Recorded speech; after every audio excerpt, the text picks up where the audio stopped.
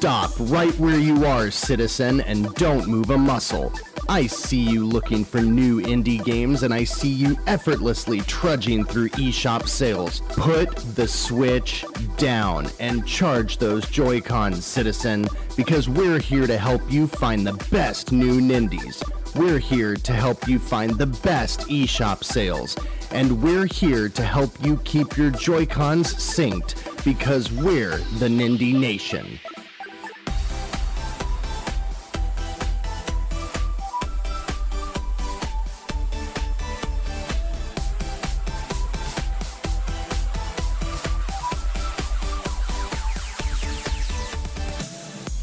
Thanks for tuning in to the Nindie Nation podcast, your weekly dose of everything independently developed for the Nintendo Switch. I'm Jeff, and this week on episode 40,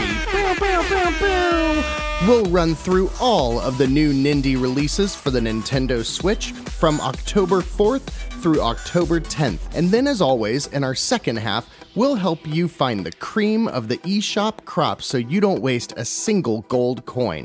If you like our podcast, but find yourself digging up trailers for the games as they are discussed, head on over to the Nindie Nation YouTube channel, where you can find a video version of each weekly episode complete with game footage and trailers. While you're there, check out the Let's Play Nindies videos and the new Nindies We Love series launching this week, and keep up with the Nindie conversation on Twitter at Nindie Nation. Nindie Nation is a part of and brought to you by the Nintendo Village, a group of Nintendo-obsessed content creators bringing you daily reviews and feature articles, as well as podcasts and YouTube shows, such as the Nintendo Village Podcast and P-Myth Gaming. Don't forget to check out Mario Maker Mondays, and you can find all of it at thenintendovillage.com. Last week was a slim week for new Nindies, if you didn't notice, but even slimmer because of a few that slipped between the cracks. So let's look at games that released without being announced since the recording of last week's episode. Starting with Teddy Gangs for $10 by Sabec. It's a ridiculous physics-based fighting game / brawler about teddy bears who beat each other up. Looks like that Gang Beasts game even has kind of a similar name. Anyways, it doesn't look very good. Community Inc. for $15 launched by Tiny Build, and it's a Switch port of a mobile town simulator builder game with a bunch of weird-looking animals and monsters who do things like gather resources, build up cities, survive, negotiate trade, and of course, go to war. Pet Shop Snacks is $3.74 by Cool Small Games. Unfortunately, it looks like anything but Cool Small Games, and I think I made that joke when their last Switch game released, because this is another mobile port where you just tap things on a screen as your dog makes food for a bunch of other dogs and cats, and you know what? You're welcome, because I just saved you from having to see if this is a game you should look into. Spoiler alert, it's not. However, our next title could be worth your time if you're a puzzle fan. Crossnick is a puzzle game similar to Picross meets the game Nintendo's re-released for decades now as Tetris Attack, Pokemon Puzzle League, and Planet Puzzle League. It's a fast-paced grid puzzle game where you rearrange colors into a cross, and it marries parts of some of my favorite puzzle games in a cool, quote-unquote, Y2K 90s aesthetic. Yeah, there's a lot of neon. But overall, didn't miss a ton of games last week, and, really none of those seem like too noteworthy. Crossnick looks cool, but we got a ton. I mean, a ton. Might be our biggest week ever of upcoming Nindies, so we need to jump right into it, starting with the titles releasing on October 4th. Beats Runner by Fury Group releases for $6.99. It's a pixel art 2D runner game where you dodge obstacles and make your way to the end of the level by performing jumps along with the beat of the music. Variety of music is all there, and there's many different types of level styles. It reminds me a lot of Miles and Kilo or Kid Trip by 4 Horse Games, but with a bit of Bit Trip Runner, Runner 2, Runner 3, those kind of games thrown in as well. We're also getting The Tiny Bang Story for $10, developed by Colibri and published by Elada. After Tiny Planet was hit by a meteor, the world is thrown into disarray, and you, as the omniscient player must solve puzzles and brain teasers in a point-and-click adventure with no text, that's a selling point I guess, inside a beautiful hand-drawn 2D world. One Night Stand, $3.99 on sale down from $5, is the next Ratalaika game, and we love Ratalaika here at Nindie Nation. It's a really cool visual novel adventure game that's actually interesting to me, because I typically don't like those titles. It's all about waking up in someone else's bed with no memory of the night before. You try to figure out what happened without letting on to your new friend that you have no idea what's going on. The game has a color pencil rotoscoped visual style that works very well for this type of game, and it contains mature subject matter and choices that so far have kept me very intrigued during my time with this game. There are multiple different paths and ultimate different endings, so even being a $4 game that only takes an hour or so to finish, there's a lot to see here, and it all seems worthwhile for visual novel fans looking for something a little bit different. Finally, on October 4th, Rhineland's Hammer of Thor releases by Cubic Games for $5. In a world where steampunk meets Norse mythology, you play as Rose Christo as she embarks on a turn-based RPG adventure to uncover the secret behind the new enemy that has entered her world. With a combination of magic and technology, there's a ton of different skill trees and abilities that you can learn, which should keep things interesting throughout this traditional turn-based RPG. On October 5th, we got a great one. Double Switch launches from Limited Run Games for $14.99. And just like they did with Night Trap in 2018, this is a Digital Pictures developed game that was originally released for the Sega CD in 1993. Double Switch is the epitome of a terrible full motion video or FMV game where you watch a series of low quality videos as if you're managing a bunch of security cameras inside like a hotel or something like that. You're setting off traps and answering riddles and all this stuff as you try to work your way through the mystery behind this treasure that is under siege in the mansion that you're protecting. Look, this game is not good, but it is so bad that it has a level of charm that only 90s FMV games have. So if you're into that, if you grew up with that, or maybe if you've never played one of those, Double Switch will surely fit the bill. We have a Lonely release on October 7th by Planet ENTMT. I'm guessing that's supposed to be entertainment, but I'm going to say it as INTMT.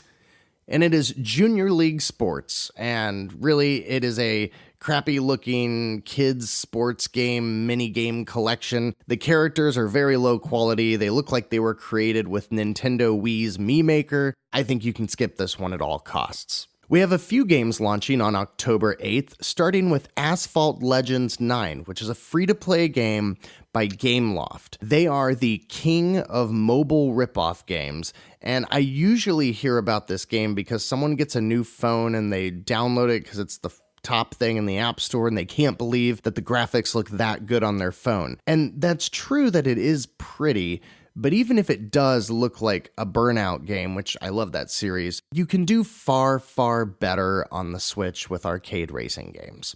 Our next title I am so excited about. Yooka-Laylee and the Impossible Lair launches by Team 17 and Playtonic Games for $30. When we first saw Yooka-Laylee a couple of years ago, it was a 3D collectathon game by the creators of Banjo-Kazooie, and it was received fairly well even though it was deemed a little outdated nowadays. But this new take on the franchise sees the pair in a gorgeous 2.5D platformer as you'd expect from the Donkey Kong Country series. It is tough but fair, has a ton of collectibles as the franchise is known for, and includes a phenomenal soundtrack by some of the best composers in video games. If what you are missing in your life is some top-notch platforming, you cannot go wrong with Yooka-Laylee and the Impossible Lair. Aldred, Knight of Honor, launches half off for 99 cents by Cubite Interactive. It's a classic take on the 2D action adventure where you play as a knight who will,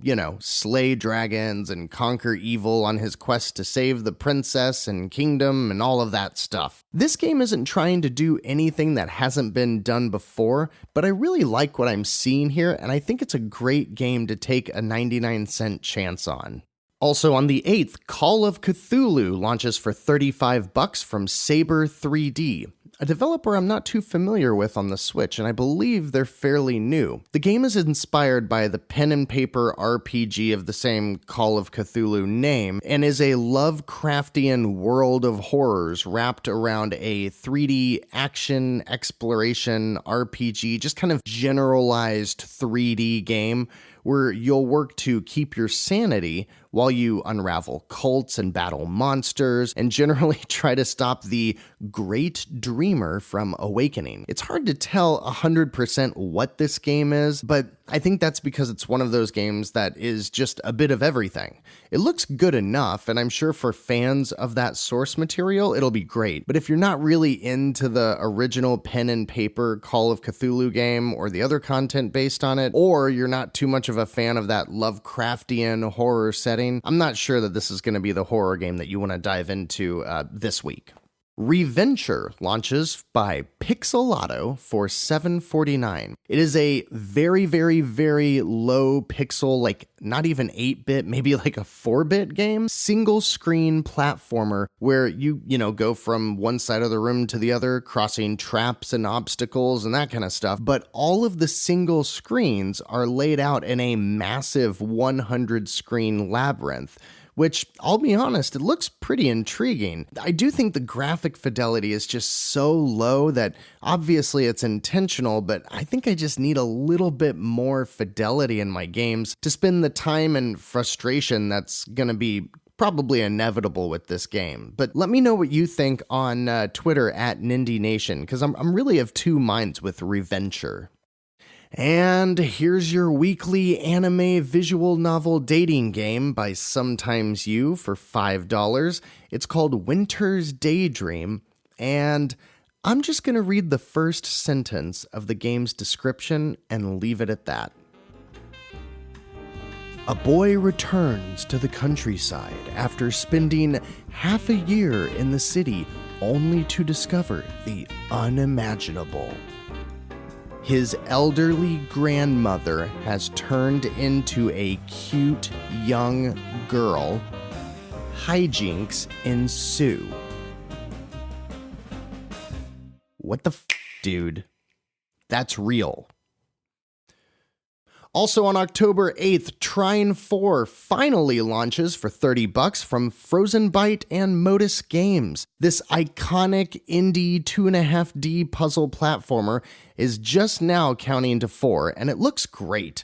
The Trine series are always really fun games with great story and impressive production. You'll find yourself exploring and conquering the world of puzzles and monsters with all kinds of magic and skills. But what's really cool is you have 3 different characters that you rotate in and out of in real time so that you can use their various abilities to solve the puzzles. And it works really, really well. My only reservation with this game is that across Xbox Game Pass, PlayStation Plus, Epic Games Store, and just about any other digital storefront out there, I have received all of the Trine games for free at some point in the last few years. They are constantly on sale too. So while the game is certainly one I can recommend, and I do believe it's worth the asking price, I'm just confident that this game will be severely discounted and, might even be thrown at you for free within the next year or so. That being said, I'll just have to say wait until then to pick it up. Then we've got Dodge Hard for $20 by Vanguard, another new indie developer on the Switch.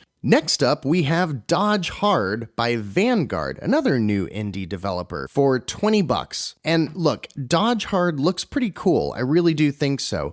But the problem here is that it looks exactly like Enter the Gungeon. Nevertheless, here we go. Dodge Hard is a pixel art bullet hell twin stick shooter with roguelike mechanics and RPG elements. I would say this one is worth a shot, but I haven't played it myself, and with the high price and complete ripoff of Enter the Gungeon, I gotta say just buy Enter the Gungeon. I think it's the same price, if not cheaper. A lot of times Enter the Gungeon is only $7 or $8. And if you want to learn more about that awesome game, you can check out our video on Nindies That Keep On Giving over on the YouTube channel.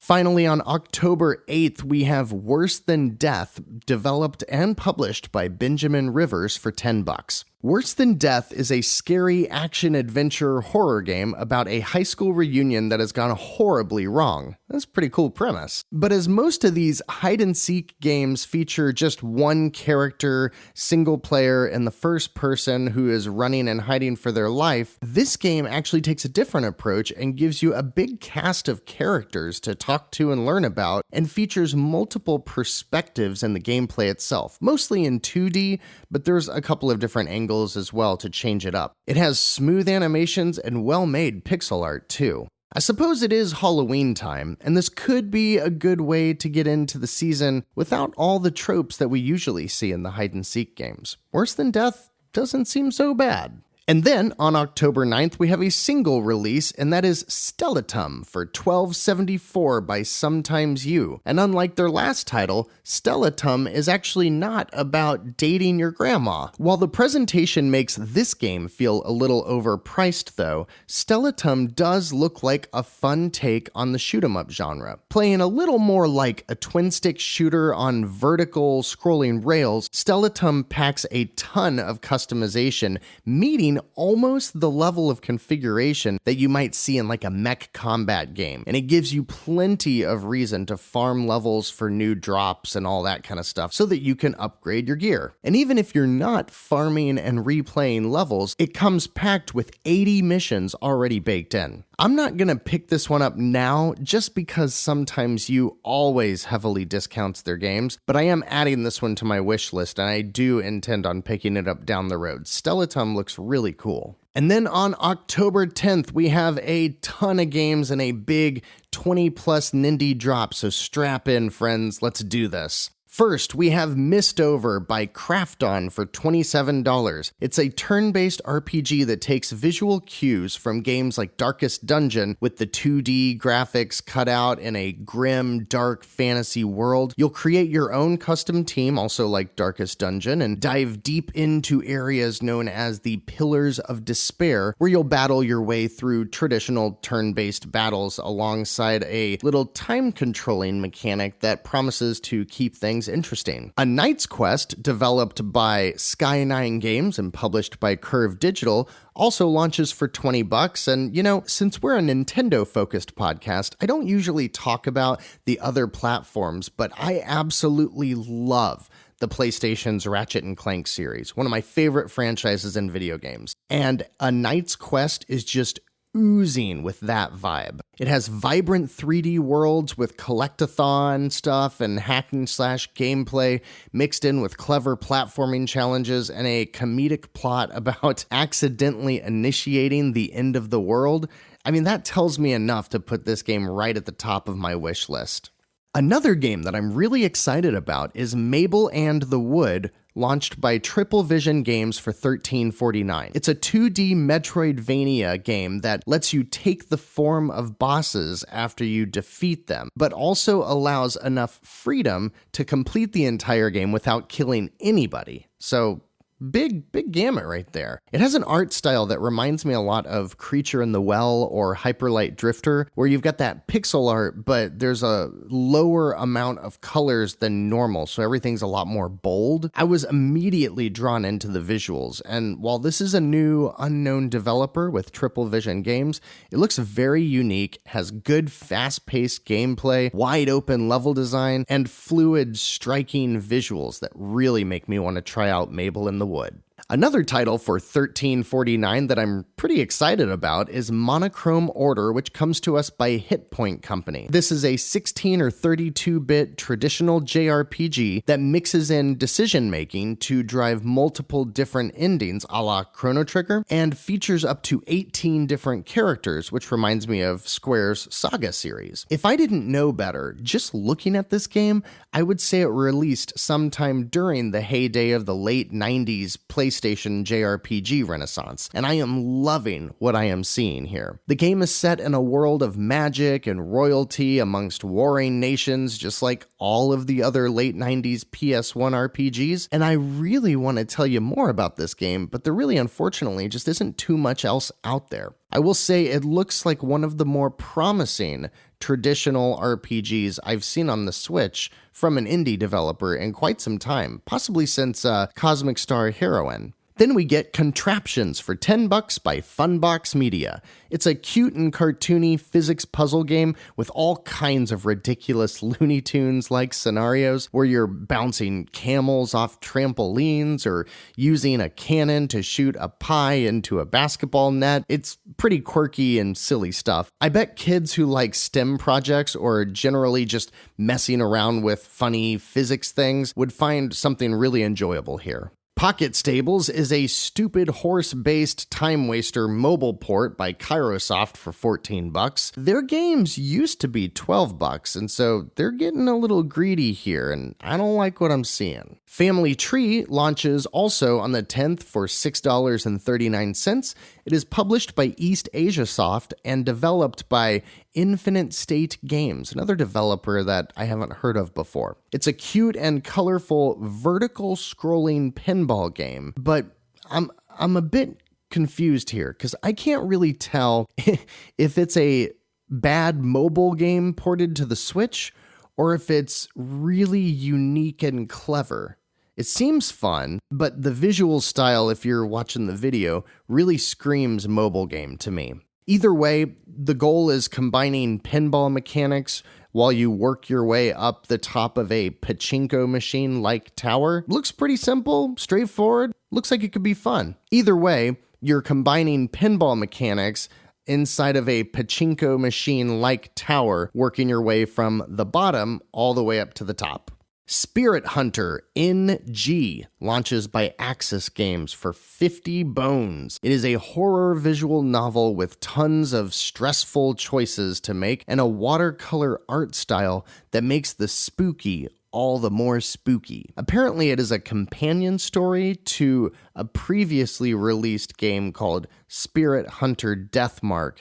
The Bradwell Conspiracy is an interesting one. It comes to us from Bossa Studios for $20. The Bradwell Conspiracy is a first-person adventure game where you play as a man trapped inside a museum after there was a big explosion and you get separated from everybody outside. Your only means of escape is to learn about your surroundings and then use this device that you have to send photos of where you are to somebody else that's trapped in a different area of the building, and you use those clues to work your way towards each other. At first glance, I see a lot of Half-Life aesthetics and Portal mechanics in this game, so I mean those are great things to draw from, but we'll see. Bradwell Conspiracy really touts the development team having all this experience and really know what they're doing, so we'll have to see how this one pans out. Then we get Secret Files, Sam Peters for $6.99 by Koch Media. If this is the same company as the massive evil conglomerate, then this is definitely not an indie game, and I apologize. If it is not the same company, then I think this studio picked a really unfortunate name. Either way, this is an outdated-looking point-and-click adventure game based on the quote-unquote Secret Files series, which is something I've never heard of. I can't tell if I'm missing anything or not. Little Briar Rose also launches on the 10th for $5.99 by Elf Games and is a graphic fairy tale adventure with a one-of-a-kind stained glass art style. I can't even imagine how they would develop it. You got to check out Little Briar Rose just to see the art style. It's really, really neat. The story itself follows the Brothers Grimm tale of the same Little Briar Rose name, but draws on cues from both the Western and Eastern adaptations of the story, and includes various puzzles and minigames throughout to pad out the adventure of the classic story. And I really like the fact that they're taking that original source material and referencing how different parts of the world see it. There was a game called Enslaved Odyssey to the West that released, I think, on Xbox 360 and PS3 that did something similar with its source material, and the results were really cool. Hidden gem, by the way. If you haven't played Enslaved Odyssey to the West, go get that. It's like $5. Then we get BB and Tina at the Horse Farm for $30. It is developed by Triva and looks like it is just the worst. And coming to us from No Moss Studios, I would like to know the story behind that name. I bet it's funny. For $5, we get Duped, which is a 2D puzzle platformer about boxes that can create other boxes to box their way through a box physics challenge. And it looks a lot like Nintendo's own Box Boy series. And then we have to mention Queen's Quest IV Sacred Truce for $15 by Artifex Mundi. If you don't know that name, they're already known for low-quality shovelware titles, and in this case, we've got a first-person adventure that's told through static, lifeless fantasy images filled with things like fairies and elves, where you solve very rudimentary puzzles and spot the difference type challenges. You know, like, look at this picture, what's different from A to B, that kind of stuff. And that's essentially the vehicle for getting through this translated story that might not even make sense, but it's made all the worse by a seemingly terrible translation. Now, I only saw a few photos online and on the website and on the eShop, but of the photos that the publisher provided, there's clearly very poor grammatical errors due to the translation. So if it's that bad in those pictures, I gotta imagine it's not gonna be much better in the actual game. And then, let's see, we got 2 games left, but I really want to end on one that I'm excited about. So we'll start with Midnight Evil, launching for $10 from Impulse Game Studios. And I'm not saying this is a bad game, it's just a first-person horror game where you play as a child who's reading this evil book in bed, and it causes monsters to come alive and try to kill them, and the only way to make it out alive is to finish reading the book, and I'll see my own way out. Thank you very much. So that it could be cool. I don't know. It looks kind of low quality, but not my bag. You know that. However, we wrap up this jam-packed Nindie week with Valfaris for $25, published by Big Sugar and developed by the team behind Slain Back from Hell. This game looks badass. Coined as the heavy metal space opera, you play as this machine gun toting metalhead working through gorgeously animated pixel art levels that look like some kind of 32-bit pixel art, if that makes sense. It is very high fidelity while also retaining a retro style, and I really like what they're doing here. There are tons of righteous monsters and explosions and metal music everywhere, and it brings an action-packed 2D level layout with a hint of Metroidvania. The game, yes, it is expensive, but I'd say anyone with a soft spot for things that are metal-themed should probably look into Valfaris, especially when this week alone we see a 70% discount on the developer's previous game, Slain Back from Hell. A game about killing monsters as a metalhead, and then another game called Slain Back from Hell. I bet these guys are a lot of fun at a barbecue. And that's our 32 brand new games this week. Are you still with me? Hello? I guess we had to make up for last week's shorter slate, huh? As far as picks for this week are concerned, Trine 4 is definitely going to be good, but might not be the best price to jump in. Yooka-Laylee is already getting rave reviews, and I think that's a very reliable game to give you a high-quality, fantastic Nindie experience. I think the surprise of this week is Valfaris. If you can't tell, I'm really digging that game. And if you're going to take a chance on something this week, I'm going to say Aldred for 99 cents. Next week is almost as jam-packed as this one so far, with the release of one of the most hotly anticipated arcade multiplayer games, which was announced over a year ago originally. You know which one I'm talking about? We also are going to get a romantic comedy game that has everybody on YouTube already cracking up, and a bizarre puzzle game that looks like it could become the center of your next game night. I'm not sure if you noticed, but while we had a ton of new games this week, there were also a lot of high-priced entries.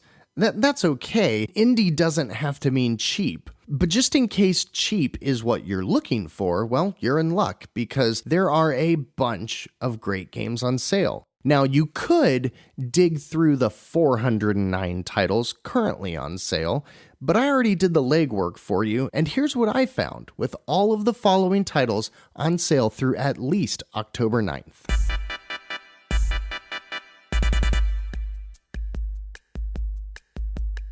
The Way Remastered, which actually includes the original and the remake, is 93% off for 99 cents. Sweet Witches, a game I talked about just a few weeks ago, is 60% off for $3.99. Golf Story is 34% off for only $9.89, which isn't a huge discount, but this game rarely goes on sale, so if you're interested, I would suggest you pick it up now. Iconoclasts, the exciting Metroidvania game that launched about a year ago, is 40% off for $11.99. And of course, Nine Parchments is on sale once again for 70% off at $5.99. Runbow is currently half off for $7.50 if you need a great multiplayer game next time you have a bunch of friends over or playing with the family. Mark of the Ninja Remastered is 40% off for $11.99 if you need some awesome stealth action in your life. Mugsters is a great 3-player kind of RTS-like puzzle game that's very, very unique and really fun, and it is also half off for $7.49. Lots of Nindies for $7.50 this week. Neurovoider, one of my favorite twin-stick shooter roguelikes, is half off for $7, and it is well worth that price. I've gotten a ton of time out of Neurovoider. Skyforce Reloaded, my favorite shmup there is, and one of my favorite hidden gems on the Switch, is still on sale this week as it was last week, half off for $5. Get that game. The Adventure Pals is also half off for, again, $7.49. If you really want a fun 2-player action platformer that has adorable little animals, but also tons of blood and violence.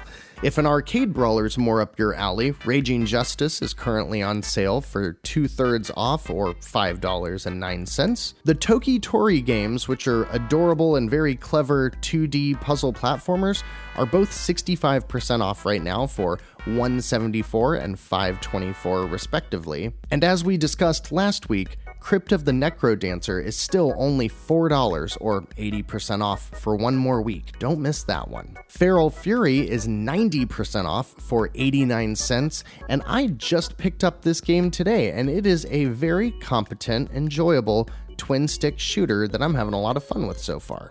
Kid Trip, the side-scrolling run-and-jump game, is 79 cents and well worth it. Minute is half off for $4.99.